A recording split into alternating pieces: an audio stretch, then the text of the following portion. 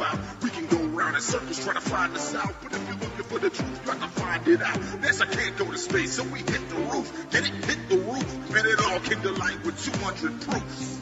Now I'm just really sick of people lying to me. So when I tell the truth, don't come crying to me. Pick up the phone, get on the line with me. Line with me. Who you gonna call? Who you gonna call?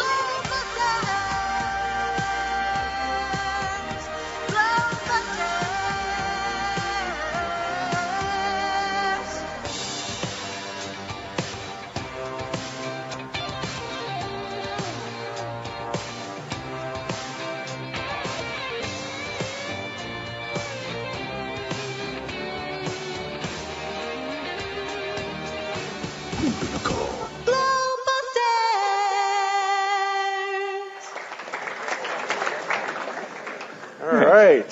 Hello, everybody. Hello. Excellent. You guys enjoying the conference so far? Outstanding. That's good. We had a great turnout for Canada. I'm very impressed. This is awesome. So we're very glad to be here. And here at the second time we've ever been at a conference. This is really cool for us. And just glad everybody could make it. So anyway, let me introduce my co-host here. I'm sure most of you know him. He is Jeran from Jeranism. And say hello, Jeran. Well, thank you, guys. Appreciate it. Thank you. Appreciate very warm welcome from everybody that I've met so far. And big thank you to Robbie for inviting me. Almost didn't make it, believe it or not. I think I won the world record for quickest to get a passport in 3 hours. So I had a passport card, but I didn't have a passport book and didn't know I couldn't fly here. So found that out the day before I was supposed to fly and took care of it. We're here. We're happy. And it's been great. Looks like the country's beautiful. It's my first time in Canada. I love the smoke that you guys have all around the horizon. It's an interesting thing I didn't expect. And it's just awesome to be here and awesome to have the two other members of the Globebusters with us as well. So awesome. Yes, and that is the surprise that we have. We also have with us the rest of the Globebusters crew, live from Skype. John, of course, John the Morgal is in the United States, and Iru is in Argentina. So we'll go ahead and introduce John first. John the Morgal. How you doing, buddy? What's up, guys? What's up, Canada? How y'all doing? Yeah. All right. Got a big hand for that. And we also have, he's kind of upside down, but we have Iru Landucci from Argentina with us. How you doing, Iru? Hello, Canada. How you doing? How you doing, Bob, Jeran, John? It's a pleasure to be. We live in the land of the upside down. So for me, I'm normal orientation. Right. I don't know. What are you talking about? Awesome. Okay, guys. Well, we're glad you could join us up here. It's kind of a bummer you couldn't be here in person, but this is the next best thing, and everybody's going to be enjoying it. So that's great. All right, guys. So we have several things that we're going to be talking about today. I talked with Robbie. I actually had an entirely different type of show planned, but I talked to Robbie a few days ago. And it turns out that nobody was really going to be doing kind of a Flat Earth 101 type of conference. And the reason that we decided to do our material kind of on the 101 stuff is there's a lot of new people here. There's a lot of press here. And we kind of want to give them kind of a taste of what got us all into this, or at least, Jeran and I and Iru and John, and what started us off. So we're going to go ahead and start our presentation. And Iru, before we start, was there anybody else that you wanted to have say hello, or do you want to have him say hello a little bit later? Or do you even know what I'm talking about? All right. The chicas. Yeah. Oh, we lost your sound. We lost your audio, Iru. Oh. Nope. Probably No on audio. mute. Oh, because I have mute the mic. Oh, okay. But no, I don't know what you're talking about. So continue with the show, please. I'm a little nervous, so make me easy, please. All right, sounds good. All right, well, I guess the first thing I want to talk about is why do we call ourselves the Globebusters?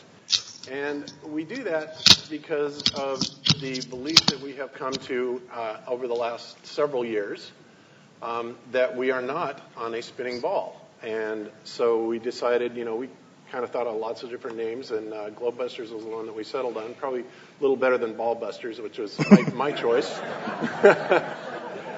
But so we settled on Globebusters, and Jeran and I have been doing this 3 years as of July. So just last month we had our 3 years anniversary. So happy anniversary, sweetheart. Oh, thank you. Yeah, wonderful. Didn't buy me a gift again. 3 years in I a row. know. I'm really bad about that.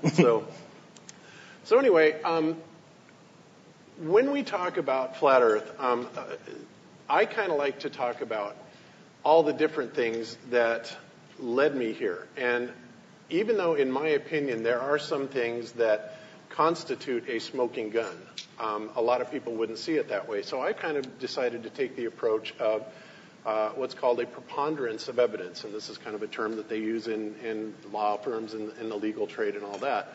And basically what a preponderance of evidence is it's an amount of evidence that gives weight to your argument. So instead of, betting the farm on one single thing, there's lots of things that really add up that kind of make you stand back and be in doubt of the ball. So that's what the preponderance of evidence is, and that's what we're going to kind of introduce some of those things today. So the first thing that I want to talk about, and I'm going to minimize you and Iru John for just a minute so I can get to my presentation, actually I won't do that yet, I'm sorry. And you forgive me, guys, this is the first time we've done this, so we're a little new at this still. So I guess some of the things I want to cover are some of the heliocentric basics that we are told about the heliocentric model of the universe, and some things that we are not. Yeah. Whoops. Iru? Now he doesn't realize he's not on now mute. he doesn't know. Hey, Iru, you're not muted. Okay. So the first thing we have is they tell us that the sun is 93 million miles away, technically 92,900,000, something like that, which of course is an unfathomable distance. Sí, va a pasar ahora. Iru. No. Agarrá la plata, no. Iru. Oh, yeah. Oh, maybe we can mute them. Sorry about that, guys. All right. So we have the sun at 93 million miles away. It has a diameter of 865,000 miles, okay, which is, again, unfathomable. They tell us that the moon is 239,000 miles away, and it has a diameter of 2,160 miles, okay? Now, in the sky, they don't really look that big to us. In fact, when you look up at the sun or the moon, they both have about a 1/2 degree angular size, which is, pretty little, about the size of a dime if you hold it up there. And we're going to point out some things about that really don't add up, especially with the brightnesses, the sizes, the distances. There's a lot of incongruencies that we see, and they just don't add up, and I don't think they're going to add up for you guys either. So another thing that they don't teach us about our Earth is that it obviously has a curvature. If it's a sphere, there has to be a curvature figure to it. And that curvature figure is about 8 inches per mile squared, okay? And a lot of people will kind of argue about that, plus or minus. Let me close that. But basically, this is the curvature chart that we've got here. Whoops. You can bring up the screen there real quick for us. There we go. And what we're seeing here is we're just basically seeing 3 different calculations that show the accuracy of the 8 inches per mile squared figure. Now, a lot of people say, well, that's ridiculous. It doesn't work, especially when you get all the way around to the radius of the Earth, the 3959 miles, and that's generally true. However, there are other ways to determine it. One is called the Sagitta. There's another calculation that can be done in AutoCAD. But as you can see, they go all the way across. They're pretty close all the way up until you get to about 1,000 miles. And after 1,000 miles, they start deviating by a mile or two. But for the most part, for our purposes, 8 inches per mile squared works very, very well. So a lot of people don't really realize what that adds up to. And when you're looking for the curvature, when you're hunting for it, or when you're measuring for the curvature, obviously you have to have these figures in mind. And, so we'll take a few instances here. If we have basically 10 miles away, we have a curvature of 66.69 feet, or 66.68, so it's about 67 feet, something like that. You go up to 50 miles, and you're looking all of a sudden at 1,667 feet, or 1,666 feet, roughly, in that area, which is a lot of curvature, especially over 50 miles. And then it really starts adding up, because this is an exponential type of thing. So by the time you get up to 100 miles, you are at 6,666.6 feet, which, of course, is well over a mile, and it's an enormous figure. And that's something that a lot of people don't really think about, because many times we can actually look out and see 100 miles or more, especially if we're in an airplane or we're at a good vantage point or we just have a good clear day.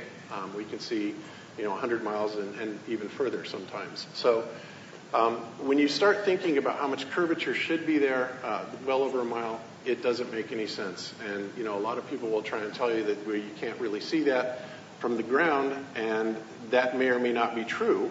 Because remember, wherever you are, you're on the top of the ball, and the ball is falling away from you in all different directions at that very same curvature rate. So even if not on the ground, certainly, you should be able to see it when you get up into an airliner at 35,000, 40,000 feet. But when you do, there's no curve there. When you go up in a balloon to 120,000, 130,000 feet, still there's absolutely no curvature there, nothing like that. And, we ask ourselves, where's the curvature? It's just not there. So one of the sites that you can go to is called beyondhorizons.eu, and it's just an interesting website that people submit. You read my mind. Yeah. I just put that up there.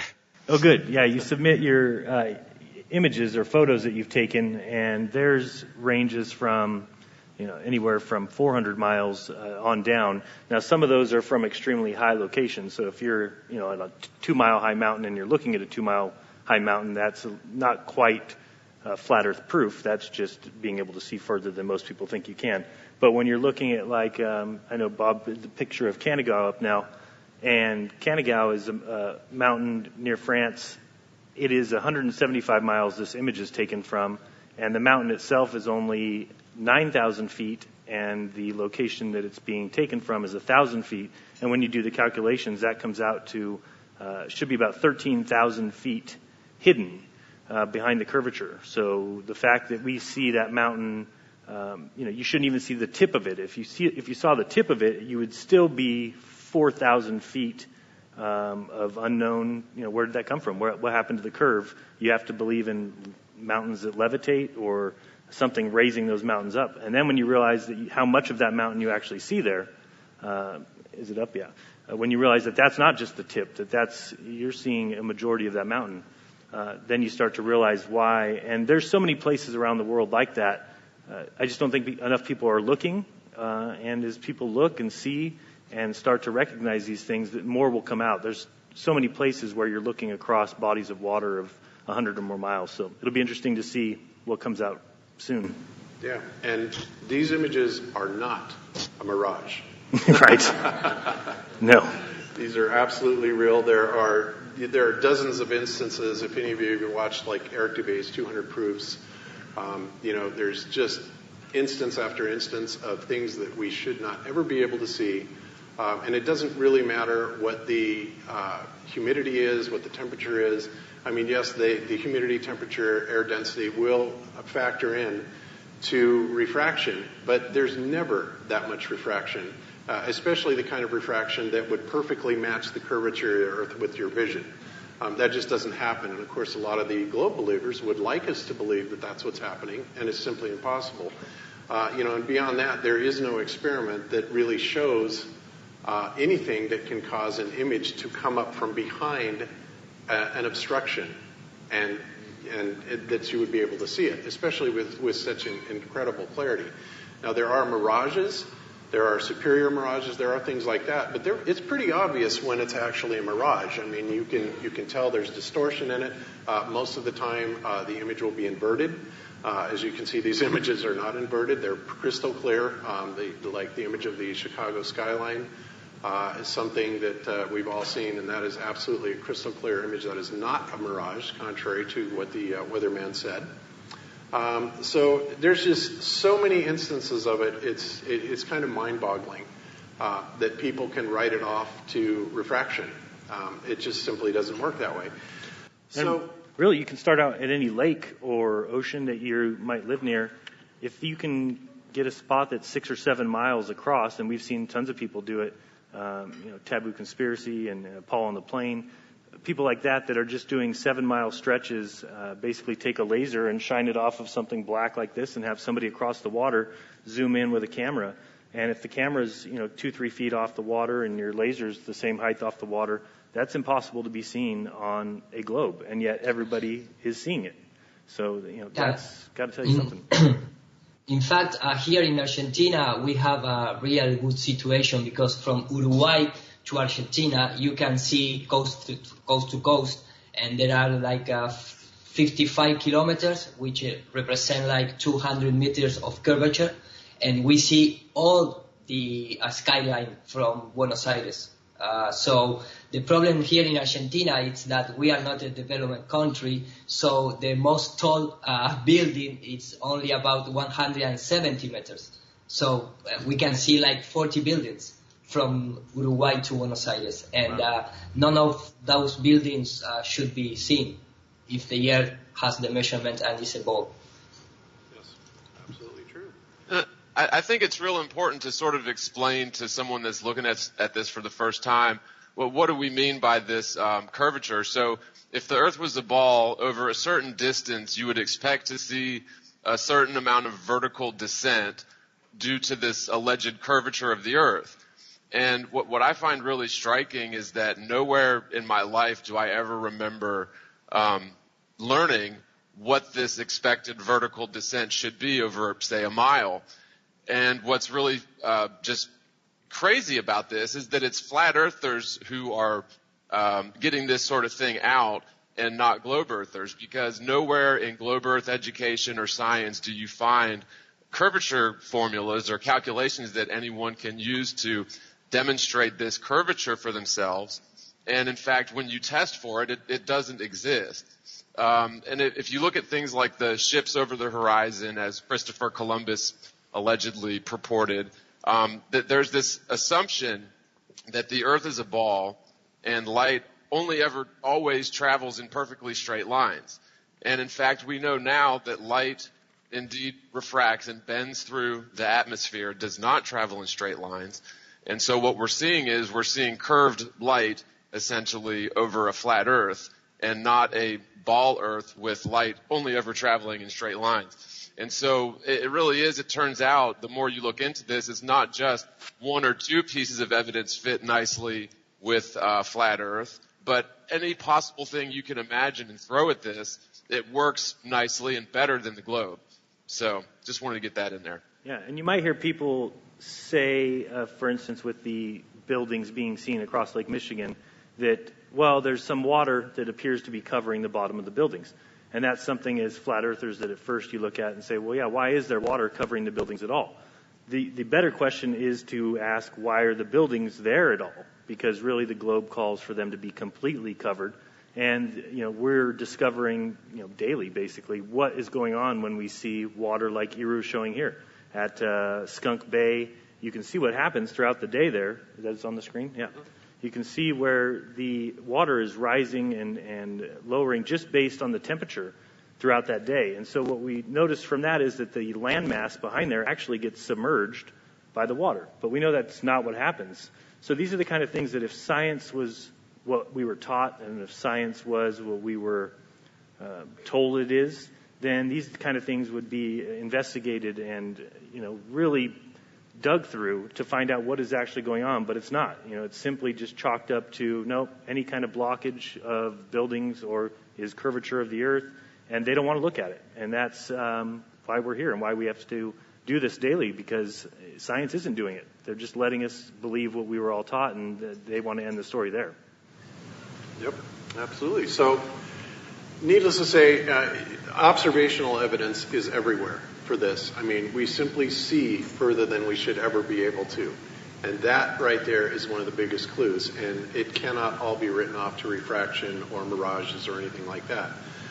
There's a lot about the atmosphere and atmospheric effects, perspective, the angular resolution of the human eye, which basically a lot of our world is built on. That's something that we could get in at another time, but we've covered it. It's kind of an advanced subject, but there's many, many factors to take into consideration when you're actually observing something. So, Iru looks like he's trying to. You want to show something, Iru?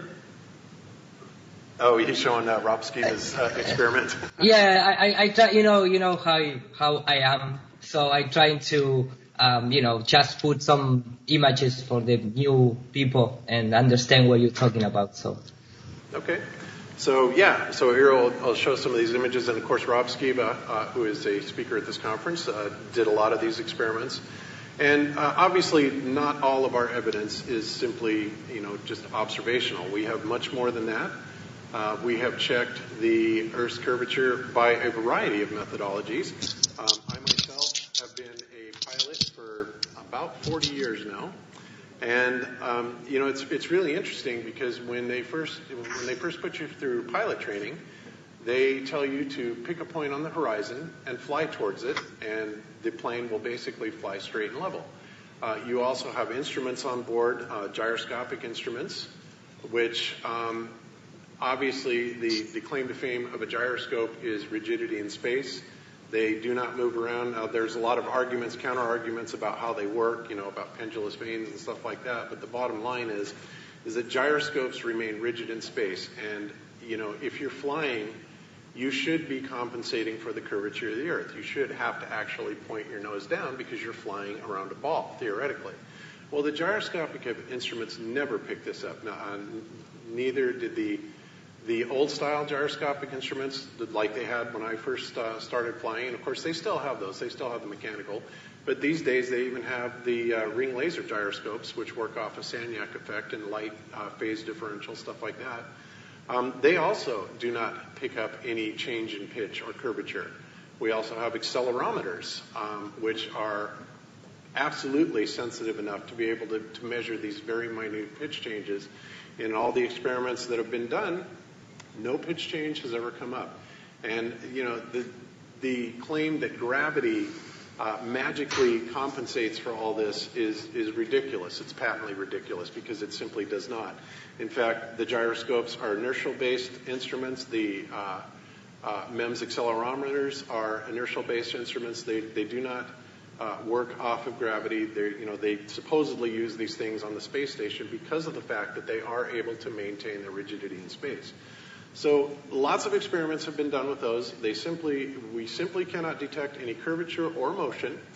Some of the other experiments that we've done, we have, Jeran and I both belong to an organization called FEIC, which stands for Field Engineers Corps. And the purpose, the reason that we formed FEIC, and we did this right about the time of the Raleigh conference, is because we wanted to get a group of engineers together, and we actually formed a nonprofit so that we could get research grants and do some of these very high-tech and expensive tests to be able to prove beyond any reasonable doubt whatsoever that there is no curvature and there is no motion. Well, so far we have conducted a few of those tests. The last one that we just did was a 25-mile or 40-kilometer laser test over Lake IJssel in the Netherlands, and Lake Balaton before that in Hungary? Mm-hmm. Yeah, in Hungary. And again, we had several witnesses there. We had it certified. Absolutely no curvature. We were able to detect those lasers. The refraction that should have been there was calculated out, and nevertheless we were able to see those beams regardless of what the refraction told us that it should have been. So the conclusion, flat. The next thing that we did after that is we did a microwave test with some small 5 gigahertz microwave dishes. Again, this was done in the Netherlands, and this was done over 25 miles per hour as well. And again, we were able to get a signal through with no problem whatsoever, whereas the curvature of the Earth absolutely calculated to be blocking that signal. So again, every test that we try turns up a net result of absolute zero curvature. We have an upcoming test that will be going from the Netherlands to the White Cliffs of Dover in Great Britain. And this is going to be right at 100 miles. So that's 160 kilometers, I believe. And we anticipate very clearly that not only are we going to be able to see our laser, but we will also be able to pick up our microwave signal, and we will be broadcasting them from very low levels to the point where there should be literally hundreds of feet, if not, over 1,000 feet of curvature that should be blocking those signals. And in this particular case, between the microwave and the laser, people cannot come back and claim any type of refraction, because that would mean that the refraction for light would be acting precisely the same way as the refraction for the microwave 5 gigahertz signal. Not going to happen. That's not going to work that way. So these are just some of the things that FEIC is doing, and we have gotten some great sponsors that are behind us, and I think that we're going to be really turning out some great results. And of course, what we're going after with these results is we document it very meticulously, and then we are issuing challenges to universities, scientific organizations, to replicate or debunk or disprove our findings, which I don't think they're going to be able to do. So those are just some of the things that FEIC is doing. So. All right. Can I do a screen share real quick? Oh, certainly, John. Let me bring you back up. Go for it. All right. So forgive me here we go. So this picture here is the one from Beyond Horizons. One of these mountains in the distance is 273 miles away. And quite a little while ago, I put together this diagram, which is not to scale, but it does, it sort of represents what's going on here. So the observer in that picture is 1.75 miles in altitude on the top of another mountain. But the peak in the distance, again, is 273 miles away. And we can see with the curvature formula, what we should expect is that the very top of this distant peak should be over a half a mile below the apparent horizon for this observer here, and yet they can see basically the whole mountain from the base to the peak, more or less, which physically shouldn't happen on a ball. And that's assuming that everything remains the same height in the distance when we all see in perspective. And so this observer would actually see this mountain diminish in apparent angular size as well. But just not even getting into that part of the argument, the way that this is rebutted is they'll just say, well, it's refraction causing this mountain to apparently raise up basically 3 miles into the air, according to this observer. And that's the excuse for every example, even, whether it's 273 miles or 50 miles or 75 miles. They always argue refraction, and that just can't be the case. In fact, they call this thing standard refraction, as if refraction has some absolute value that never varies from, when in fact the amount of refraction, as you've seen in the video that Jeran showed you earlier, it's a variable. It's constantly going to change. And so this image here, and I'll go back to the image, really does illustrate nicely that the Earth doesn't have the curvature necessary to result in a sphere. And so, therefore, it couldn't be a ball, not a ball of any size, especially when you get into these distances of, over 200 miles. And so, just wanted to get that in there because, this visual representation, again, while it's not to scale, it does give you an idea of what we would expect to see on a ball Earth. Okay, beautiful. All right, so let's move on to a couple other things. Some of the incongruencies that we have, additional incongruencies, I should say, with the heliocentric model, would be, first up would be the moon, okay? We're told in the heliocentric model that the moon is basically reflecting the light from the sun, and it goes through different phases, depending on what angle it is to the sun. That's how we get our different phases throughout the month. But the one thing that I want to focus on primarily is what happens on a full moon. Now, we've all seen a full moon. We've seen the harvest moon. We've seen it gigantic. We've seen it all different sides. We've seen many photographs of it. And when the moon is full, it is absolutely brilliantly bright, and it is lit evenly, pretty much evenly from the center to the edges. And in fact, really, the edges seem to be a little bit brighter. For the most part, at least in most of the moon photography that I've done. But what you really need to do is you need to think about that for a minute. It's like if you were to take a flashlight and you were to point it at a basketball or any type of a ball, what would you see? Well, what you would see is you would see at the front of the ball, the sphere, something like we're showing right here, you would see a hot spot, okay? The very brightest part would be right in the center. And beyond that, you would see a diminishing light going back towards the equatorial region, okay? We never see that with the moon, and that is a huge incongruency. The lighting of the moon simply cannot be caused by reflecting sunlight. It just makes absolutely no sense. There is no law of physics that explains that, and that is a huge incongruency. So, again, and this is just one example that I would still argue, not to be like a devil's advocate, but I would argue that moonlight being reflected sunlight may actually be the case. I mean, it's not incompatible with the notion of a flat Earth, but I mean, it does bring up a good point. Although, in reflected light, there could be some of that energy absorbed by the moon and other, frequencies of that energy reflected, but just wanted to mention that because that is a point of contention for a lot of people, or at least when people say that, the moonlight couldn't possibly, and this goes all the way back to Zetetic from the 1860s.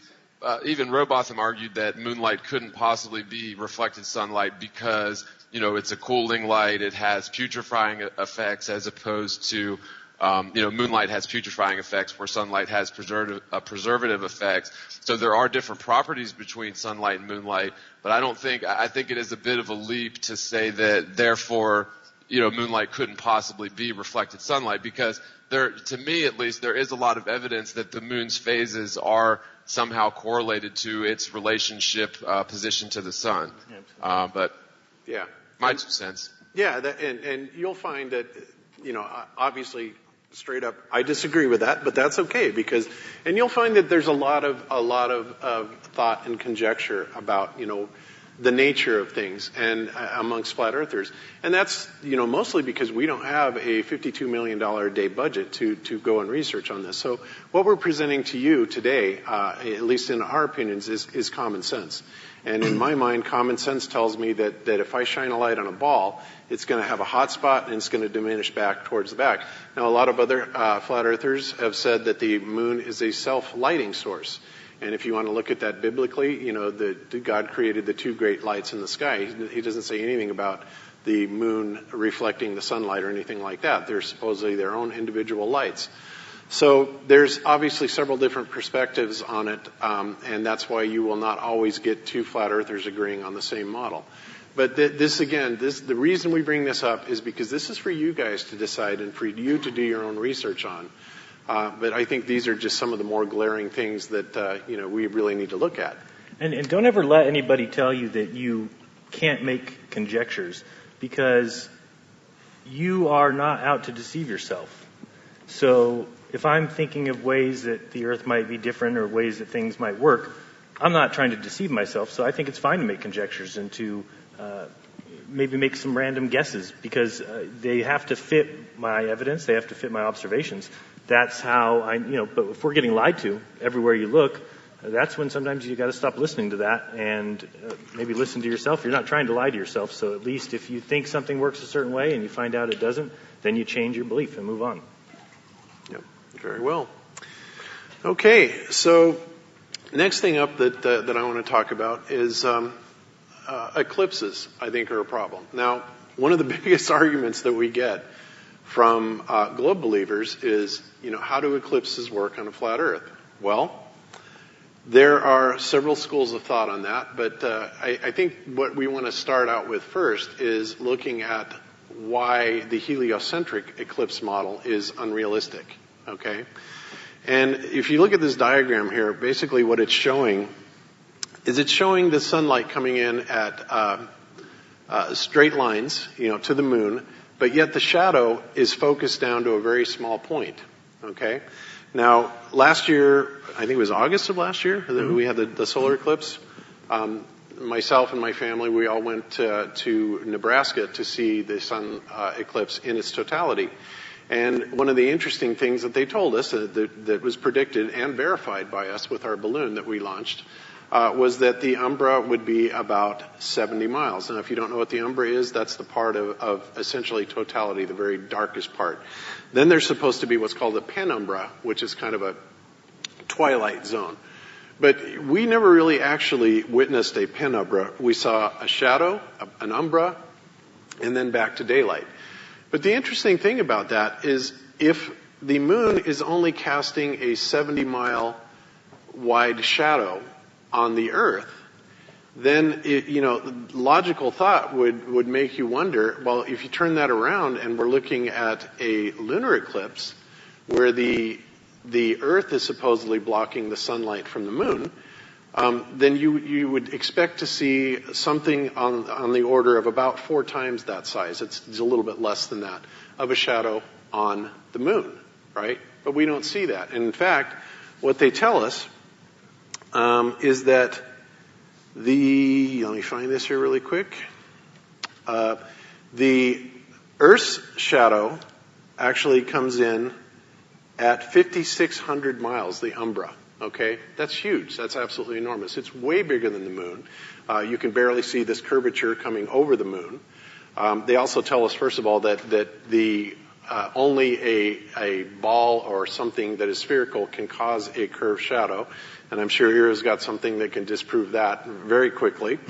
But we'll get back to that. So anyway, instead of seeing an umbra that would be about 257 miles because the Earth is 3.67 times larger than the moon, we get an umbra of 5,600 miles. And why would that be?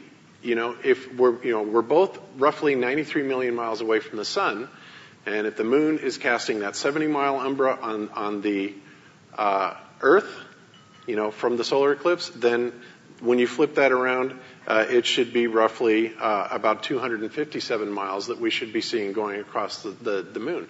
That's another incongruency. Now, the Globers will tell you, well, the mathematics all works out for it, but they're basing that math on these type of angles, which are absolutely unrealistic. This is not how shadows are cast.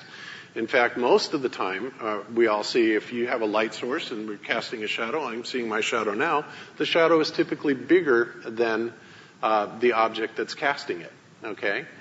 So that's just another incongruency that doesn't make a whole lot of sense to us. And that's something for you guys to think about and see if that actually weighs out for you. And like I said, if you check the mathematics that NASA gives you, they use this type of model, and the mathematics will actually check out. But common sense tells you that it cannot because light does not propagate this way. So another big problem. Well, and I would add in there, and let me know if my volume's any better. But there's been a few times where during solar eclipses, the shadow of the moon on the Earth was less than 2 miles in diameter, which really begs the question, how is an object that's supposedly, 1,000 miles, they say, in diameter, or radius or whatever, for the moon, how is it possible for an object that large to cast a shadow that's only 2 or even 50 or 70 miles in diameter? It's ridiculous, actually, because in nature, shadows simply don't behave that way. A shadow will, if you're talking about a single light source, a shadow will always be as large in angular size as the cross-section of the object that's creating the shadow. And never in a natural environment can you demonstrate shadows getting smaller and smaller proportionally with distance from the obstruction. This is the opposite of what anybody can reproduce in a lab with light and shadow, and yet it is a staple of the heliocentric theory that shadows behave like this, but only in their, ridiculous space model. And you see this sort of anti-pseudoscience or anti-science just all over the globe Earth theory, and that's another huge reason why more and more people are looking at this, because if you look at the fairy tales that we bought into as literally young children with the globe, if you look at that as a skeptical, rational adult, it just falls apart. It really does. And this is one of those really good examples with the diameter of the moon shadow. And certainly also, could be coming from an object that large. Also, don't forget that the NASA and the mass media, when they talk about eclipses, they never mention the selenium. The eclipse where the sun and the moon are both in the view, and the shadow from the moon start coming from the top to the bottom, which is not possible in the heliocentric theory. And that kind of eclipses, they never mention that. In fact, if you go into the science source, they're going to tell you that is geometrically impossible. So they refer again to this magic refraction property that, everything is aligned, and it has no sense. Yeah, exactly. And that's funny you mentioned that, Eru, because I took this quote directly from Wikipedia. And of course, like you said, the Seleninian, God, that's hard to say for me, eclipses occur when both the sun and the moon are above the horizon in the sky. They're rare, but they absolutely do happen. So the mainstream explanation from Wikipedia tells us that they say, although the moon is in Earth's umbra, both the sun and eclipsed moon can be simultaneously seen because atmospheric refraction causes each body to appear higher in the sky than their true geometric positions. And to that I say, BS alert, BS alert. That is absolutely preposterous. That there is no way that you would get that type of refraction, especially looking up, up in the sky. There's just nothing about that makes any sense. And again, you have to research a little bit into atmospheric refraction to understand why that is absolutely impossible. But the Seleninian eclipse, wow, I have a hard time with that, is one thing that absolutely, in our opinion, debunks the heliocentric model totally. So what do flat earthers believe? Well, they're saying, what exactly is causing the eclipses? Well, first of all, you have to kind of pull your train of thought away from the heliocentric model and understand that the general flat earth model, and we're not saying that there is an actual model, but the general consensus is that in the flat earth, the sun and the moon are considerably closer. There's been speculation of anywhere from, several miles high to 3,415.9 miles, which is something I came up with. And you can actually triangulate the moon and get that distance if you do a triangulation on it. Okay? So, but in the flat earth model, if you have the sun and the moon considerably closer, then when you're looking at something like a 70-mile umbra, casting an umbra on an eclipse, and you have a moon that is roughly 35 miles or so in diameter, that makes a whole lot more sense. Okay, now as far as the lunar eclipse, there's a lot of speculation on that, but ancient cosmology, going back to Vedic cosmology and all the ancient cosmologies, talk about other black bodies in the sky that we are not able to see. They've been labeled Rahu and Ketu as possibly other black bodies. There's a lot of things up there that we are not told about, but that really don't make a whole lot of sense as far as that. So that is an alternative. We don't actually know, but we do know that it's pretty strange that when we were watching the solar eclipse, that we never actually got a chance to see the moon coming in front of it. Even when it was in totality, we should have seen, with the naked eye, we should have seen something called earthshine. And we were not able to. And basically, there are pictures of people that claim they've gotten earthshine out. When we went to Nebraska, we had several cameras operational. We were not able to pull one image of earthshine out. And really, when you consider how much more reflective the Earth is, bouncing all that light back, especially from the vantage point of totality, we should have been able to see some moon body there. So What actually causes it? It's hard to say. But ancient cosmology says that there are other bodies up there. So that's, something that you might want to consider. All right. So next up, let me minimize this, and we're going to have Jeran kind of take it from here. And this is from a video that he did very recently. And this is another major incongruity about moonlighting. And so I'll let you take it away, Jeran. Yeah, so we know that the rule of light, or the way that it works with reflections or light, is called the inverse square law, where basically if you reduce your distance by half, then something gets 4 times as bright. So even these lights here that are blinding me now, if I were to get half, or go twice half as far, then it's going to be 4 times as bright, and that's calculable. So if we were to look at the moon when it's full and kind of picture how bright that is, we can call that 100 lumens as it's on the screen. You can really call that whatever number you want, and then the times at the end would come out the same. But let's say it's 100 lumens, then at half the distance, at 120K, it would be 400 lumens. At 60,000 miles, it would be 1,600 lumens, and so on and so forth, down to where you get to 1,000 miles. And the reason I stopped there is because at 1,000 miles away from the moon, you would be able to see the entire thing. So I figured that's a good place to start, or a good place to stop. And at that point, you would be at 6,553,000 lumens, and then divide that by your original 100, and you get that the moon would be 65,530 times brighter when you were at 1,000 miles from it. So then you go look at these supposed moon landings when men were claimed that they were near it, and this is a picture from about 1,000 miles away. And does that moon look to be 65,000 times as bright as the moon that we see? Well, clearly not. So from that, you can really draw your conclusions that, something's amuck here. Either that picture isn't taken from 1,000 miles, or that's not the distance of the moon.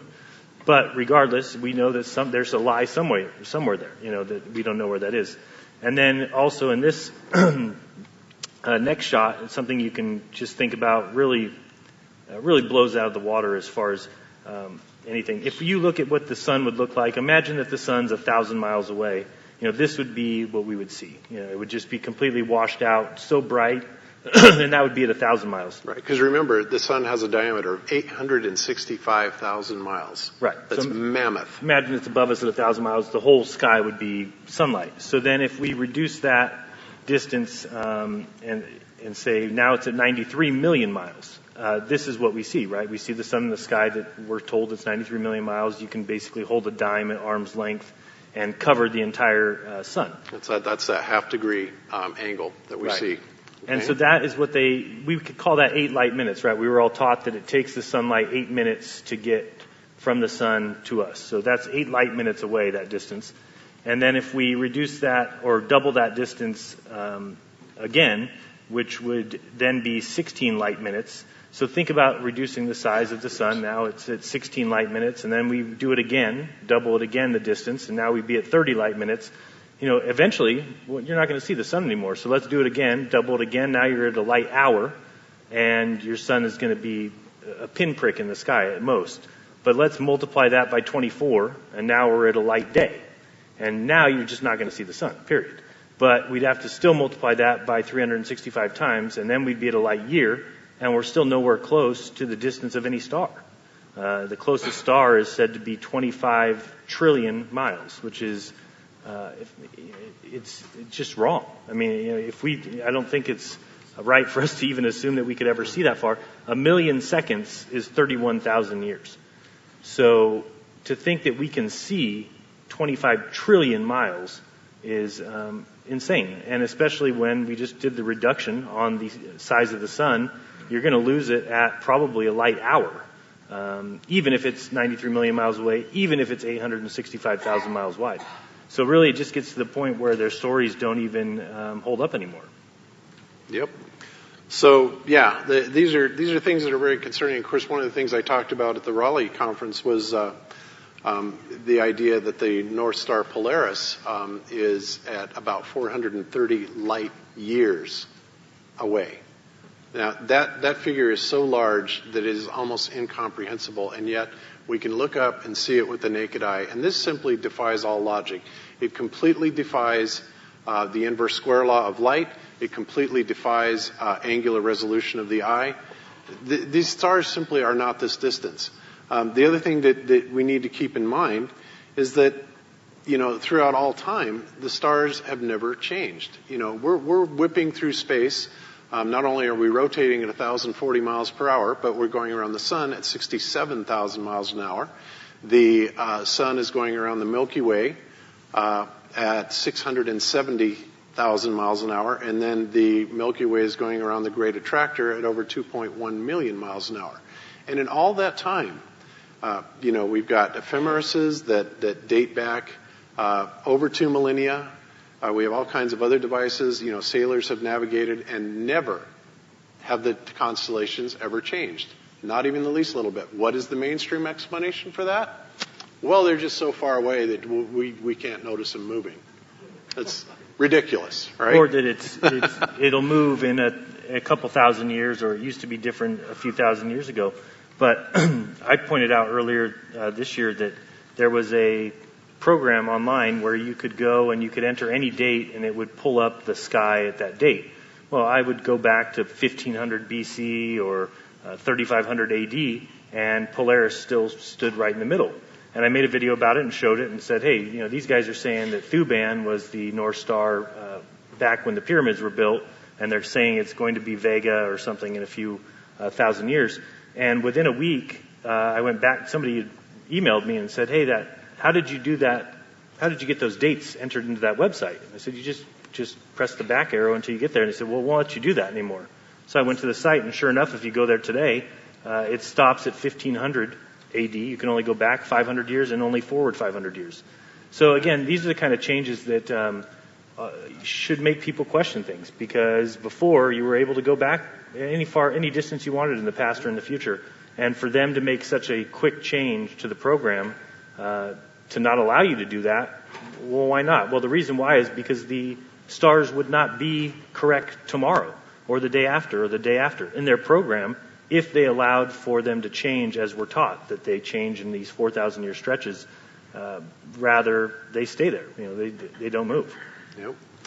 So, yeah, obviously. You have this other point, too. I mean, if we're going to speak quickly on Polaris, that's a huge part of Flat Earth Awakening is the explanation that the globe earthers have for Polaris is just nonsense. Observationally, you can point a camera or a telescope at Polaris at any time of the night and come back weeks or years or decades later, and it's still going to be in that same spot. It doesn't move. It hasn't apparently gone out of alignment with our so-called axis for all of known history. Polaris has always been there. And yet, we have this thing called precession of the equinoxes, which is a long-term 26,000-year cycle of the heavens, which is observable. However, what their explanation is that it's the axis of the Earth going along this long-term wobble that takes 26,000 years. And yet, Polaris remains aligned to that axis, which is physically impossible. When you consider that the precession cycle is supposedly 26,000 years, then that equates to 1 degree every 72 years. And if you break that down, we should be seeing a quarter of a degree misalignments within 18 years between the axis and Polaris. And yet there it is. Even the name goes back to ancient Roman times when it was named Polaris as well. And yet you'll still get people that argue that this changes over time, and yet there's no evidence for that at all. It's a big monkey wrench in the working cogs of the globe Earth theory, just like everything else is when you dig into it. Yep. Yeah, the shafts of the Great Pyramid are aligned with Polaris, but they won't tell you that, because then you would question, well, when were the pyramids built? How could it be aligned at our North Star? Well, they tell you that when they built them 4,000 years ago, it just so happened that the shafts were lined up at the previous North Star. So then you have to believe that for 4,000 years, just so happens that the shafts weren't pointed at anything, and then we just happen to be living during the time where they've now realigned with Polaris. Yeah, they alter the story constantly. It's really ridiculous.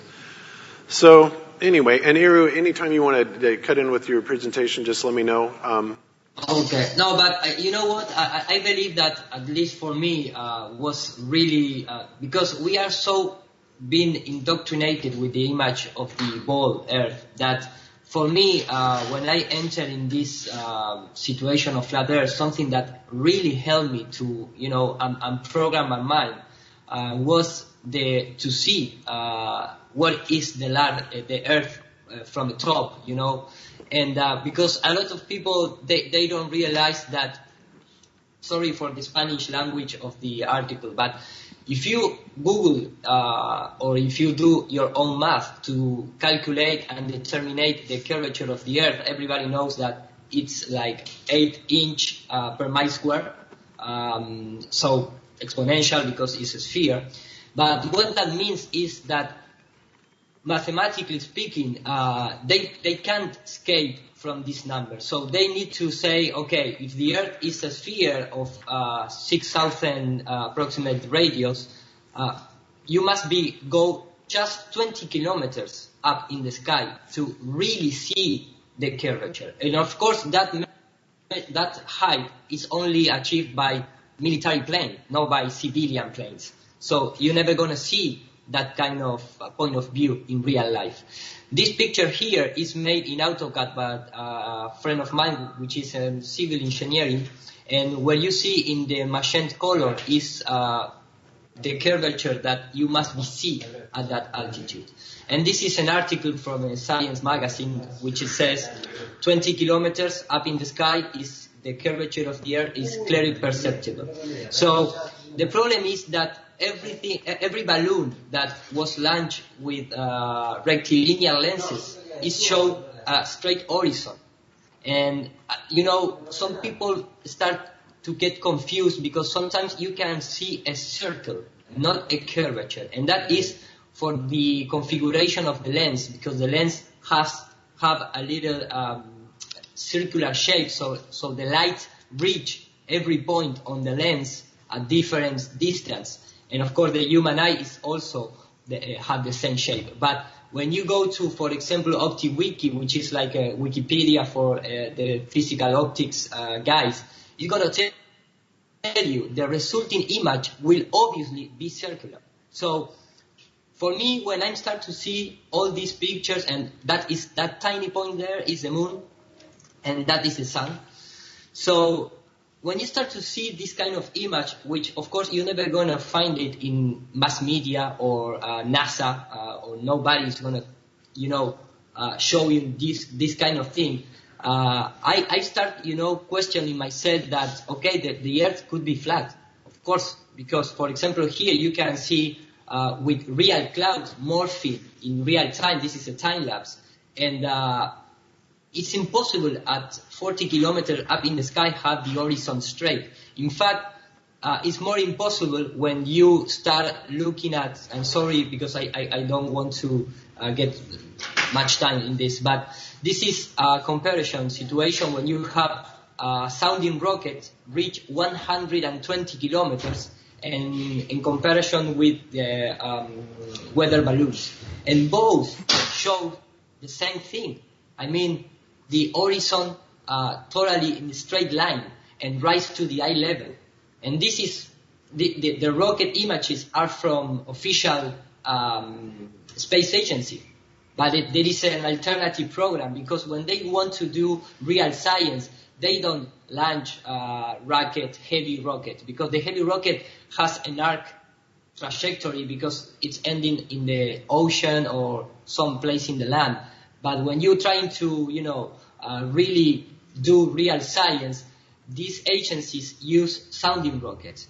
And the sounding rockets show the same thing as the weather balloon, which refer, at a big plane, because if not, this image, for example, here, it cannot be in a straight line at 120 kilometers up in the sky.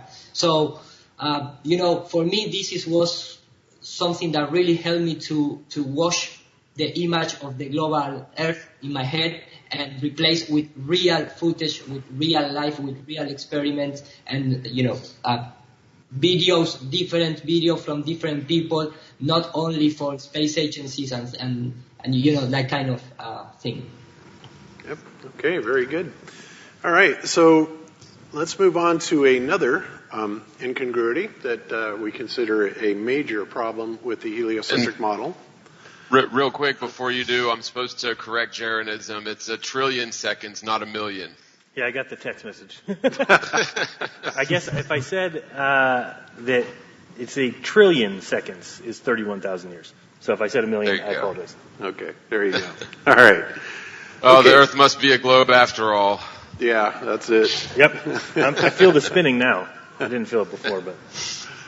All right, so the next thing that we consider to be a major incongruency with the ball Earth model is the climates, the northern hemisphere as compared to the southern hemisphere. Now, the interesting thing about these differences in climates, of course, we all know that Antarctica is supposedly the most inhospitable place on Earth, and I have no reason to doubt that. And in fact, in the flat Earth model, you would definitely get very little sun, and it would make a lot of sense that it would be considerably colder. But the thing that's very interesting about that is that during Earth is nearly 400 times closer to the sun during the southern hemisphere summer, meaning when it's our winter time, the Earth is nearly 400 times closer, not 400 times, 400 Earth diameters closer. Excuse me, I'm sorry about that. Okay, and 400 Earth diameters is a huge number. It's about 3 million miles? Mm-hmm. About 3 million miles. Okay, so if the southern hemisphere summertime is 400 Earth diameters closer to the sun, then theoretically you would have more of a tropical type of climate, especially in comparison to the northern hemisphere. And I'm talking specifically, when I quote these, I'm talking about the Arctic Circle versus the Antarctic Circle. So the average winter temperature in the Antarctic Circle is 45 degrees colder than the average Arctic Circle temperature. And the average summer temperature in the Arctic Circle is 45 degrees warmer than it is in the Antarctic Circle. That's a complete incongruency. That is a 90-degree difference between, over the year in temperatures between the northern hemisphere and the southern hemisphere. This makes absolutely no sense. If the Earth is on its tilt and we're getting these parallel sun rays that are getting to us, and not only that, like I said, we're 400 Earth diameters closer to the sun in the Antarctic summer, we should see the Antarctic being considerably warmer than the Arctic Circle, and yet doesn't happen.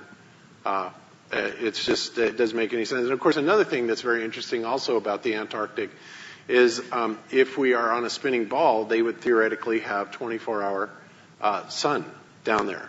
Now, what's really bizarre about that is every video that we have ever found, there are gaps. They will show the sun going around, and you'll see the clock going with it, and there's like sometimes an 8 to 10 hour gap, roughly, and they just cut it out. And Jeran did some interesting investigation into that. He had some correspondence back and forth with the people down there, and why don't you tell them what we found out, what they told you about that? Yeah, basically they just refused to do it, even though it's in their mission statement that they're supposed to provide this kind of evidence to the public. But when I asked them to do that, they said, well, we don't have enough bandwidth to send those full time lapses. And I said, well, you're sending an entire year of half-day footage. Why not do 6 months of full-day footage? Nobody wants to see the same half-day over and over again. So just really interesting that they won't show that. And some videos have come out since then that certainly seem to some of us to be fabricated.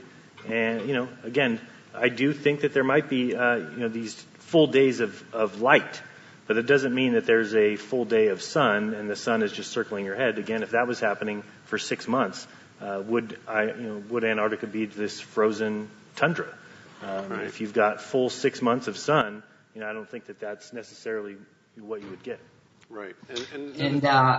Sorry, Bob, for interrupt you, but something really quickly. One great detail about Antarctic is that when, I don't know if you are seeing my screen share, but no, we're not. Okay, really quickly.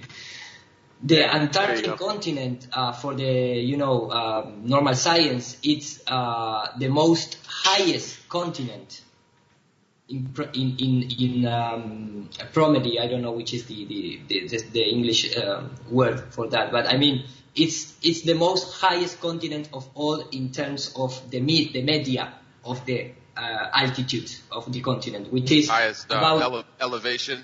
Average terrain the media elevation. highest elevation, exactly, which is 2,500 meters. So when the people, trying to get, funny about the flat Earth and say, hey, where is all the water go spill over the edge of the flat Earth and things like that? It's that, if you want to address that really serious, you must be considered that even NASA, when they launch the weather balloons in Antarctic, they see a straight horizon line at 40 kilometers up there, and a huge amount of ice.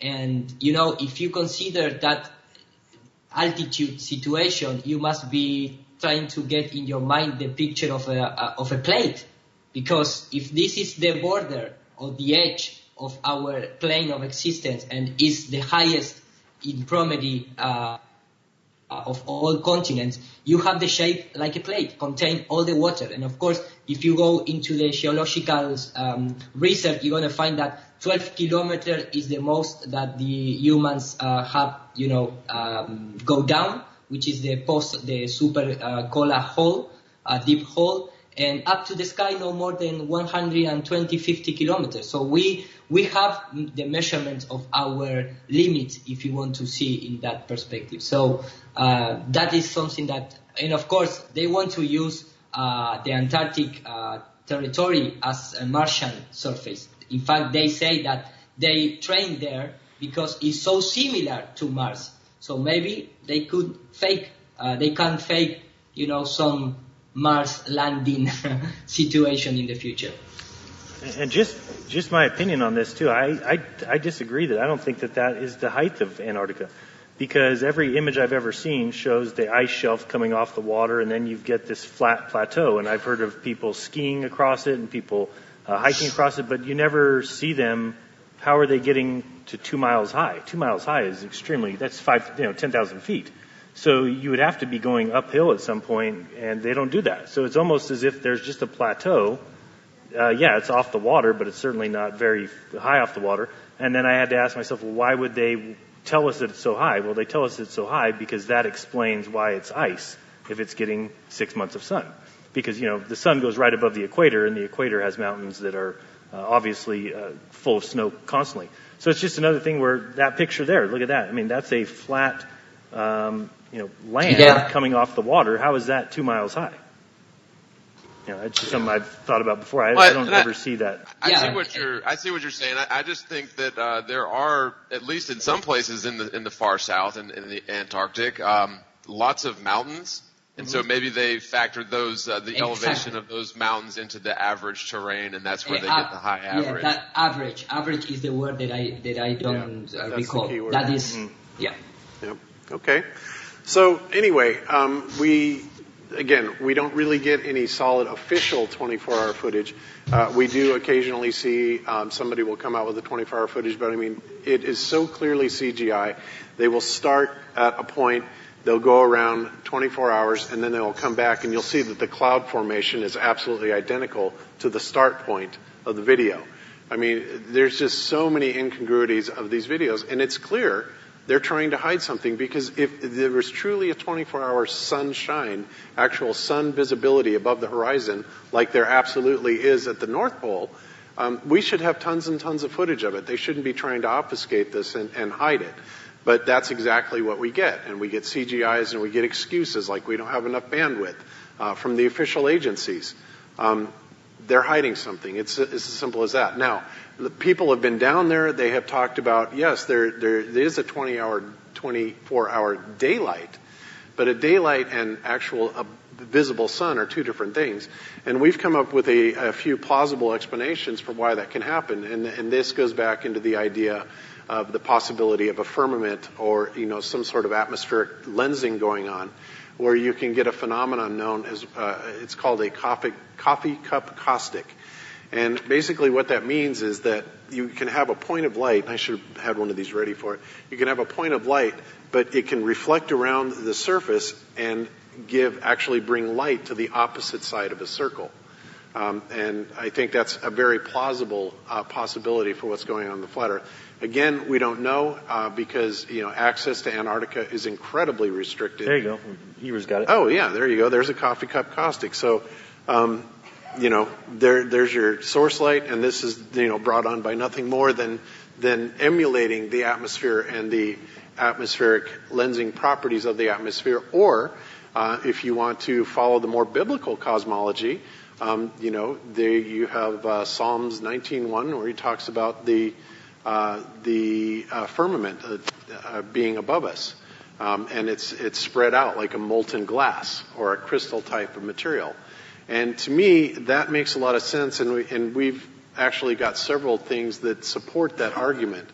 But again, NASA certainly is not going to be forthcoming with these answers, and in fact, they do everything they can to deceive us. And that's something that we're going to cover here in a minute. So, it's just another major incongruity. And so let's move on to another one that I think is a pretty major incongruity, and that is the fact that they tell us that we are in a pressurized Earth. We have a average pressure of 14.7 pounds per square inch at sea level, and then it goes up to whatever, it reduces slightly. But the problem with that is that the Earth is spinning, first of all, and so that would give you a centrifugal force at the equator. Okay. Now they tell us that space is essentially 10 to the negative 17th torr, okay, which is a very, very low vacuum state. So essentially what we're talking about is an atmosphere right next to a vacuum. Now there is no example anywhere of that being possible without some sort of a container. You cannot have an atmosphere next to a vacuum because the vacuum would simply blow itself off into the vacuum. Now, what do they tell us about that? Well, how does the atmosphere stay on? Well, it's that magical gravity thing, okay? And gravity is something, by the way, that I'm going to be doing a presentation on what it actually is tomorrow, so you'll definitely want to stay tuned for that one. But this mainstream model of gravity is just this magical thing that controls all things. It keeps airplanes going over the ball without ever noticing it. It keeps our atmosphere on. All these things, and even at the equator where we're spinning at 1,040 miles an hour, science tells us that the reason that Earth is an oblate spheroid is because of the stresses brought about by the centrifugal force of the Earth. Okay, great. Well, nobody's really ever been able to measure that, and in fact, one of the things that we checked that against was you should have about a 21-kilometer water buildup above and beyond the average sea depth at the equator. Is that there? Absolutely not. It is not there. There is nothing out of the ordinary about the depth of the oceans at the equator whatsoever. So again, and then you take that again to the atmosphere, there would be some enormous stresses, centrifugal type of stresses, that would literally be throwing the atmosphere out into space. But again, that magical gravity just keeps it, finely tuned where it keeps our atmosphere on us at all times. And again, there is no example, nobody can provide an example of that anywhere to show anything like that even being possible. And don't be scared when you hear you're spinning 1,000 miles per hour. It's only like 500 miles per hour here. Yeah, at this elevation. You don't have to worry about that. No, and that's a really good point, man. It's they claim that this whole infinite space theory. We have obviously pressure on Earth. That's not anything that anyone tells us. I mean, we can measure that there is a pressurized environment here. Yet, in order for the globe Earth and infinite space theory to work, you have to sort of assume that space is an infinite vacuum, more or less, and in a vacuum in a sense that it is a lower pressure environment, yes, but very close to like a perfect vacuum. We're talking a very, very powerful vacuum, and yet the very diffuse and low gravity molecules that are hundreds of miles or kilometers up or whatever that are somehow adjacent to this infinite vacuum and yet adhere to the Earth somehow by gravity. I mean, it is just a bunch of malarkey. And if you can provide any sort of physical evidence or experimental evidence that you can have say a balloon filled with a gas put it in a vacuum chamber and then pop the balloon and have that gas remain in a sphere by something in the center. I mean, it's just ridiculous, and yet that's the level that we have to sort of turn off our own intuition and turn off our own experience and just go with the pontificates of science because they're always right, which they're not. And, the sad thing about it is the quantum mechanic description of the world, they're getting really close to having a pretty good feel of it, but the problem is that gravity doesn't mix with it at all. It's the problem with it. So, again, you have to look at that and ask, do we really have these two different mechanics of the world that are not compatible, or is it possible that gravity is not what we were taught? And if that was the case, then how much that could possibly fix? The problem with it, of course, is gravity is the only thing that they can use that describes the shape of the Earth as a ball. So once you lose gravity, all of a sudden, the first question becomes, well, how is the Earth a ball? And, if I was shown any evidence that spheres were pulled together due to some force, or that gravity pulled spheres together, but we don't see it. It's not anywhere. You can't find evidence of that, and science is supposed to be the evidence of things. So why is it on the parabolic flights that I've seen them drop a bunch of ping pong balls, and the ping pong balls go everywhere? They don't gather together at the center and then start to create a sphere. So where did these planets come from? How did they ever join together? Why are some of them gas and some of them rock? Who chose who was going to be in charge of which? And it just becomes a problem that I think gravity, or the removal of, could solve. Yeah. And there's a ton of problems also with the famous Cavendish experiment that most people claim is done in universities, and I have no doubt that they do it. They have very little success. In fact, you hardly see any experiments online at all where it actually shows it under total controlled circumstances. And in fact, when Cavendish originally did his experiment, he was so, anal about it, I guess the only way you put it, is he actually moved far away from his shed with the two balls in it and actually observed it with a telescope so that there was no other type of gravitational influence. Of course, the ones they do in the universities are so easily debunked. In fact, our last show, I just debunked one Cavendish experiment by showing what was going on with it, and I'll talk about that a little bit more tomorrow. But so the Cavendish experiment is no proof, easily debunked. It just doesn't fly.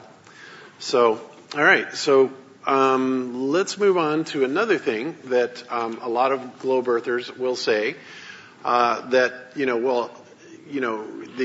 the eclipses, all of this stuff were only predicted on the ball Earth model. That is absolutely, positively untrue. And in fact, the eclipses were predicted long before, millennia, thousands of years before the spherical model was ever even introduced, roughly 500 years ago. One of the devices that we have in front of us, let me go to this one first. There was a device discovered, 30, 40 years ago. It was called an Antikythera device. And what this was, it was a navigation device. They didn't even know what it was when they first found it, but it was found off the coast of a place called Antikythera, Greece. Okay? And they couldn't figure out what it did. It was all fused together because it had been underwater for an eternity. And what they found out that it did was it was a precision navigation piece of equipment that not only would allow sailors to navigate, but it would predict amazing things, eclipses, all types of celestial events. It would even tell you what color the moon would be during a lunar eclipse. This type of precision. And this device is over 2,000 years old.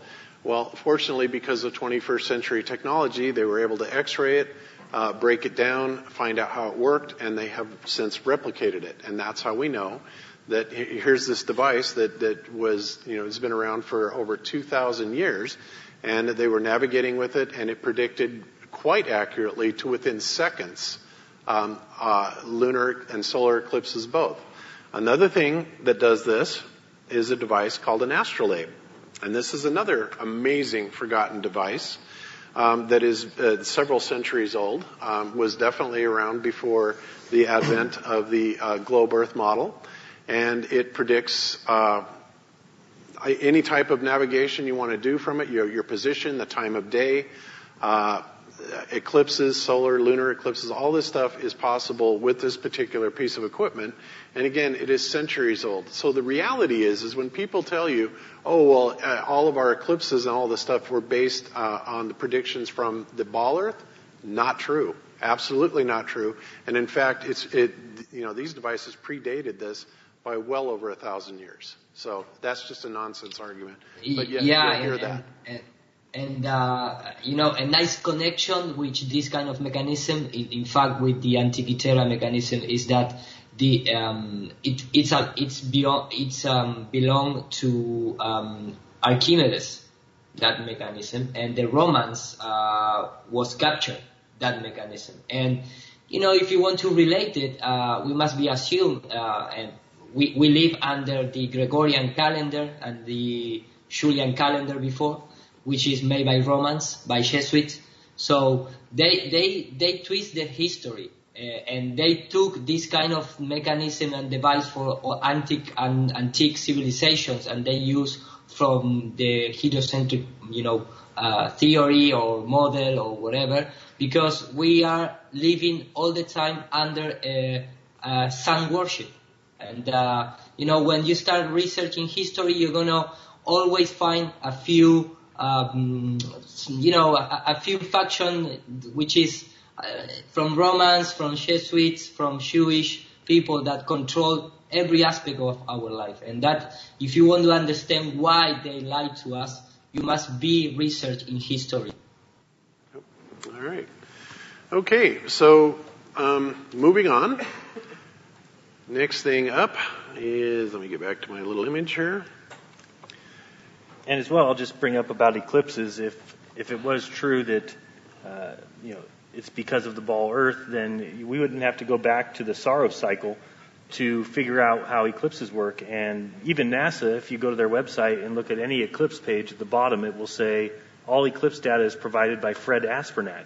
So you would think if the heliocentric model was as cut and dry as they say, and you could just plug in these locations and get the eclipses, that'd be one thing, but it's not that way. They need to go to one specific guy who has studied the Saros cycle, who then tells them how eclipses will work. So clearly it's not because of the perfect ball Earth model that we know when eclipses are.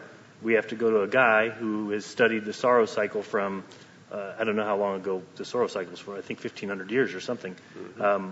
And then you have to go back then to find out how eclipses work. So it's certainly not what we're told.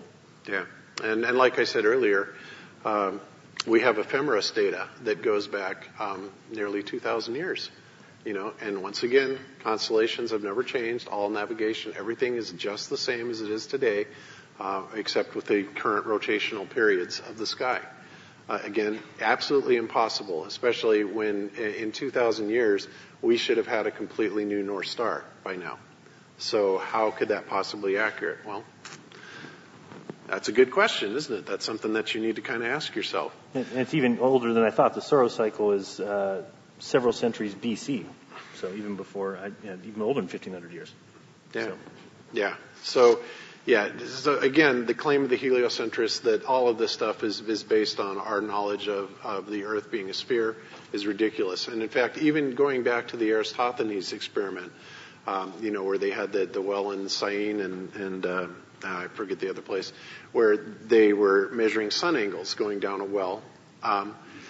We find, and amazingly, Neil deGrasse Tyson even admitted this, is that it will work, if it's on a heliocentric model with the sun 93 million miles away, but it will also work on a flat Earth model with a close and local sun. It works exactly the same way.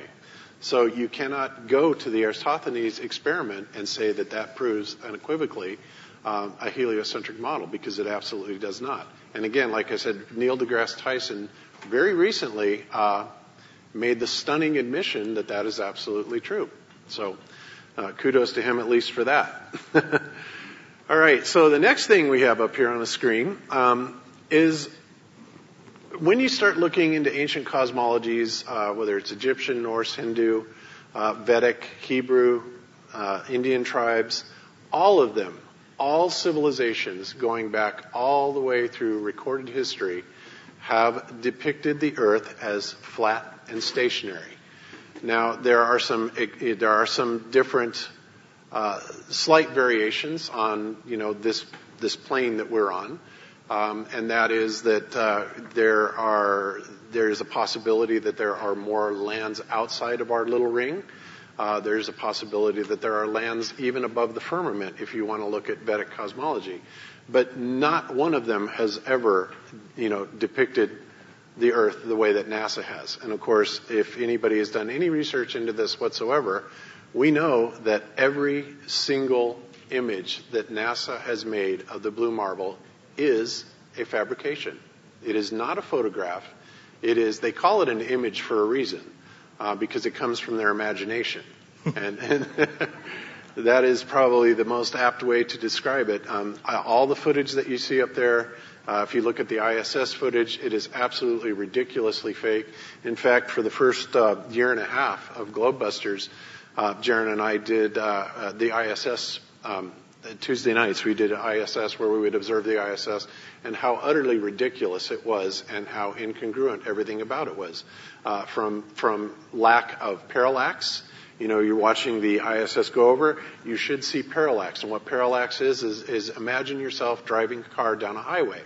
And if you pick a point out on the horizon, you will notice that it's coming and moving very, very slowly towards you. Whereas when you get closer to that point, it speeds up, goes faster and faster and faster, and then whizzes by you on the sides. That's parallax. Okay, when you look at the ISS footage, that simply is not there. And that is simply impossible. They cannot emulate the parallax, and that tells you right then and there that is absolutely fake, and not to mention all the other things, cloud patterns, all the other crazy things that go on. The fact that you can never see any land features, really. They don't ever show any lights at night on the ISS. Just so many things. It's hard to list them all. But it's absolutely as phony as a $3 bill, and all you have to do is just apply a little bit of critical thinking to, what you're looking at when you look at these ISS feeds. And we were going to show you some today, but believe it or not, they seem to be offline. Wonder why. Maybe they didn't want us showing that at the Flat Earth Conference. And you must be remembered that when they call about a photograph, there is a photograph. I'm going to show really quickly. But you must be remembered that supposedly the only real photograph that NASA claims to be true is the 1972 Apollo 17 mission, when they come to the Earth.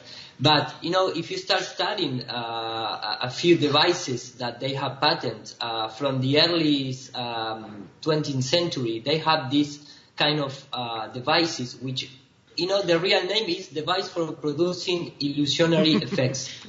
And they're using the Mercury mission, to, make the blueprints of the Earth and things like that. So they have this kind of technology. So that is why when you go, for example, to this kind of picture, which is totally different in a few years, 1967 to 1972 is almost the same but complete different sizes. And they practice because at that time they don't have the technology that we have today. I made this in a couple of hours in the 3D Studio Max, which you can see that if you are NASA and you have $50 million each day, of course you can launch some balloons, pick up real footage, mapping that onto a 3D sphere. And in our days, we are not, monkeys in computer technology. So we can recreate, replicate, you can do whatever you want. And they have some major failures in the ISS with wires, and when if we have the time, we can show things like that. But it's really easy in our days to recreate this kind of image. Of course, you're never going to find a morphing cloud in a time lapse on the ISS, and that is you must be paying attention of those things, because that is where you must go in the details. If not, you're going to pass over. Mm-hmm. Mm-hmm. There you go. Okay, so needless to say, there's a lot of things that leave a lot to be desired as far as proof for the heliocentric model.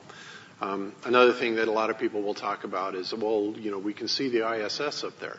Well, yeah, we see something up there.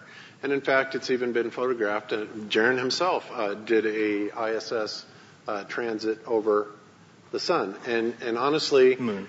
The moon, I'm sorry, that's right. And Karen got the one over the sun, right? Mm-hmm. Karen B, yeah. Okay. So the flat earthers, we ourselves have actually photographed something that appears to look like the ISS. What it actually is, I don't know.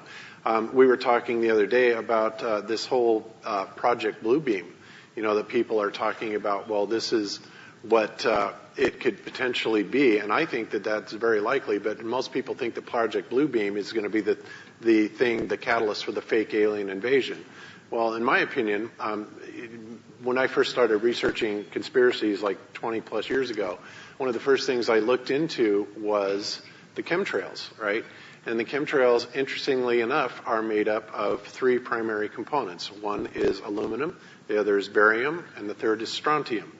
Well, something that I looked into back then and has since disappeared basically off the web is that when these three compounds are mixed together, what happens is it gives you an ideal projection media for holographic images. And every university and their brother was doing studies on this, and they all just disappeared in favor of a storage technique called strontium niobate, which is fairly unrelated. But I think that's very interesting that Project Bluebeam was well known about and documented, and I think basically what it has done is it's evolved to now where they can actually project a lot of these images in the sky. This is pure conjecture on my part, but again, as a flat earther, you can think about things like this because if we're going to get to the bottom of this, you've got to think outside of the box. You cannot think inside the box because if you think inside what you've been trained, whether you've been to college, university, or whatever, all you're doing is you're using the tools that they've given you and taught you to regurgitate. Basically, it is not logical, deductive thinking. They don't teach you that in schools. It's all a memorization process. And anyway, we've talked about that on the show. So the next thing I want to bring up really quick, and Jeran is going to cover this, is... Yeah, and stemming off what you were just saying, too, okay. that they don't teach you certain things in school that you would think that they would. For instance, the idea that the Earth is spinning. Okay, so that is one thing, and of course none of us feel that. But we then have airplanes that travel in both directions around the Earth or across the Earth.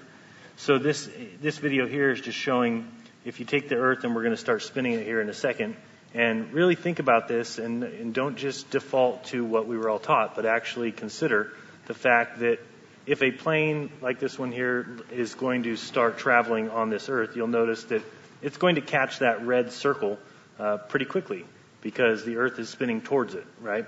And if the plane goes the opposite direction, well, as you'll see here in a second, it won't even ever catch the red dot because the Earth is outrunning it. And that's what happens if the Earth is spinning 1,000 miles per hour. We know planes go 500. So what that means is that, that a certain direction, the plane could only go half the speed of the spinning Earth. Yet we know that when you fly in either direction on the Earth, that there is no change. In fact, the only change is the opposite of this, meaning if you believe in the globe Earth, then you believe that the plane that is not catching the red dot is the faster of the two planes, which makes no sense at all. Clearly, the plane that has the red dot running to it would be faster, but not on the globe Earth. On the globe Earth, if you fly from California to New York, that trip is faster than if you fly from New York to California, which doesn't make any sense. The Earth is spinning towards New York, and if you're traveling from New York going to California, you should get there much faster. The Earth is spinning to you. It's coming to you. But it doesn't take place. So really, you can just think, and here it's better shown with the red plane and the blue plane, that on the globe Earth, that the blue plane is considered to be faster, even though it can't catch the red dot. So sometimes I think something simple like that is just overlooked, that we know that we're not spinning. I mean, we were given a vestibular system that tells you, if everybody turns your head to the side right now, you'll be shocked to see that the room does not change its orientation, that your eyes work as a gyroscope. Your entire brain portrays the world for you correctly. You would know, believe me, you would know if you were spinning. You couldn't face north for 5 minutes and turn and face south. You'd fall down. So there's so many things that I think tell us and scream that you're not spinning, you're not moving, that planes are both taking off from the Earth that is still, and that's why they both fly, and that's why the one that goes to New York is faster, because the winds blow that direction, which again is a problem for the spinning Earth, because the trade winds, or the jet stream down south, is measured up to 250 miles per hour, but that jet stream goes to the east, which is the same direction that the Earth spins. So imagine grabbing a basketball and spinning it, and the air around it somehow goes faster than the ball is spinning. And that's what happens on the Earth. It's a 1,000-mile-per-hour spin, but the air is going 300 miles per hour faster in the same direction of spin. It's just not possible. And they try and obfuscate this with, something called frames of reference. And this all goes back to Einstein's relativity theory, which it has been debunked so many times by modern-day physicists, it's ridiculous. But that's a subject for another talk. Yeah, because then you when I was... Go ahead. Oh, I was going to say, when I was young, I took my first flight from Florida to Dallas-Fort Worth, and I was kind of bored on the flight, and so I started wanting to figure out how much shorter duration the westbound flight would be compared to the eastbound flight, because, of course, when you're flying west, you're flying against the spin of the Earth, right? And so you should have a huge advantage for westbound planes, as their destination should be racing to meet them. And I was baffled, still pretty young, but I was baffled because working out the time zone differences, the two flights were actually the same in that case. And I remember getting off the plane telling my aunt, I figured out that the Earth isn't spinning, basically, and she talked me down, told me I didn't understand it, and that was exactly the argument that she used was, the frame of reference of when the plane begins its journey is carried with it for the duration of the journey. So, in other words, if the plane is traveling, say, 1,000 miles east at takeoff, then even though it accelerates west, it still remains traveling at 1,000 miles east during the duration of the journey. And that is sort of allowed by the atmosphere itself being sort of velcroed or tattooed to the frame of reference with the Earth. And really, when you think about it a little bit, and you assume that the Earth is a globe no matter what, that kind of makes sense, but it really physically doesn't. Westbound flights should be very short in duration, should be a breeze, while eastbound flights should be much more difficult to achieve, just simply because of this fact. And yet we are so conditioned to think that the Earth is a spinning ball no matter what, it's justified. And that is one of the big magic tricks I think of the heliocentric proponents, is that they've somehow made it so that people believe that any and all information or observation that you can have must be occurring on a spinning ball. And so everything sort of works that way psychologically. I mean, it's very deceptive. So, just as one example, things fall to the Earth when you drop them, right? What goes up must come down. And that, if you think about it, that would be the last thing that you would expect to see if the Earth was actually a spinning ball. You wouldn't expect to see objects falling to the ground, and yet somehow this has been conditioned into people as proof of a spinning ball Earth with gravity. So it is this sort of just anti-logical way of thinking that is masqueraded as science when it is in fact nothing more than philosophy and pseudoscience. And in fact, something that really quickly, there is, a lot of people, a lot of scientists know there is the anomaly of atmospheric revolution, which called ARA, which proposed that if the air is spinning and the viscosity of the air is that supposedly that, make all the spin in the atmosphere together, we don't see the winds that supposedly we must be see in that kind of situation. And really quickly, talking about the planes, for people out there wants to investigate a little more. A few months ago in the Globebusters show, we present the issue that the flight that comes from Zurich to Sao Paulo, which is, above the equator down to the equator, because it starts in Europe and goes to South America. All the time we see the same constellation and the same Milky Way, which is not possible if the Earth is a sphere and the plane is traveling from the top of the world to the bottom of the world. And in fact, when you make this kind of simulation in Google Earth, for example, the Milky Way is changing because you are going down from the Zurich to San Pablo. But in the real life, in the real flight, we don't see that, for example. Of course, we see that the Earth is totally flat and the Milky Way is the same at the beginning to the end of the flight, and that is not due to the rotation of the Earth in synchronicity with the flight, with the plane, with the ground, with everything, which is nonsense. So if you start looking into the details, you're going to find that the heliocentric model, the rotation of the Earth, never has been proved. Nobody detected. No organism, live organism, or even a machine. Nobody can detect that motion. So, this kind of situation from the real life must be called to your attention. Yep, absolutely. Okay, guys, we are running out of time, so I'm going to wrap it up here. But I just want to throw out a couple other things really quick. We had lots of NASA fakery, on the ISS where they're using CGI, green screens. That's stuff that you could find everywhere on the internet. I'm sure other people will be presenting it. But to say that there is a lot of it would be an understatement. It is absolutely voluminous. NASA has been busted left, right, upside down, every way but Sunday using CGI, fakery. It is ridiculous. Harnesses, green screen malfunctions, augmented reality. It's over the top.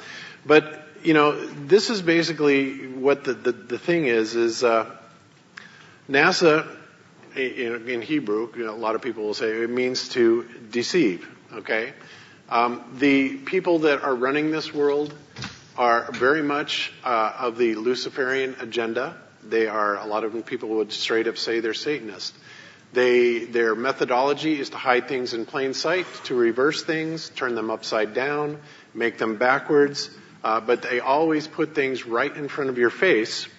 And this is something, what I'm going to show you now is something that is, it's mind-blowing, honestly. And this is taken from the 2001-2002 Blue Marble, which again was a complete fabrication. And what we're going to see here is we're going to see a little bit of image processing where they first flip it upside down, and you're going to see an interesting image. But then they're going to turn it upside down and reverse it. And what you're going to see is absolutely going to blow your mind. And I'm just going to leave that with you. So here we have the fake Blue Marble image. And what they're going to do is they're going to mirror it right to left. And look at the interesting picture that comes out of that. So you might think, oh, well, that's, you can do that with a lot of things. That's a coincidence, right? Well, you could think that.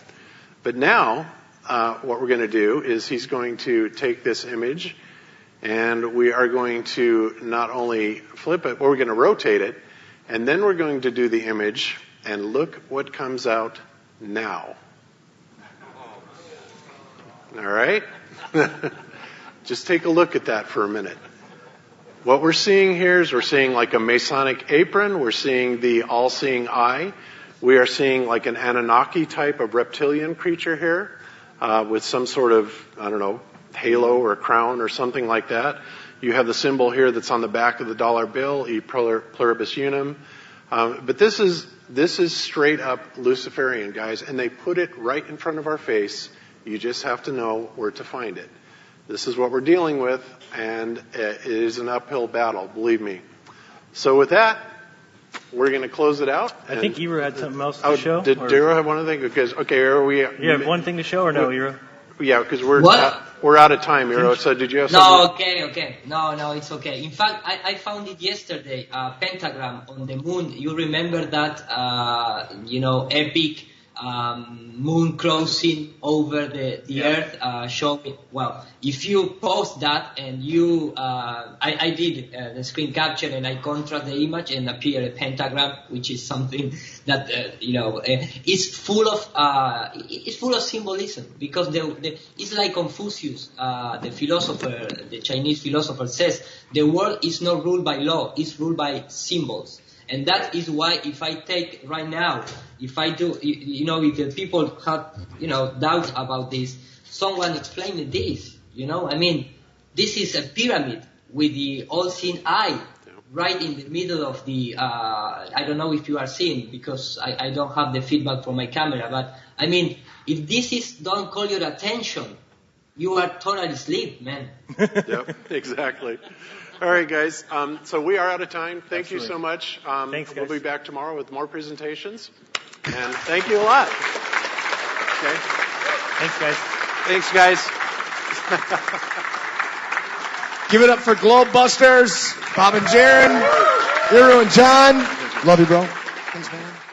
Thanks so much for watching. I hope you enjoyed this video presentation. If you did, please subscribe to my YouTube channel, like the video, and share it on your favorite social media sites. There's a lot more to come, so stay tuned and we'll see you back next time.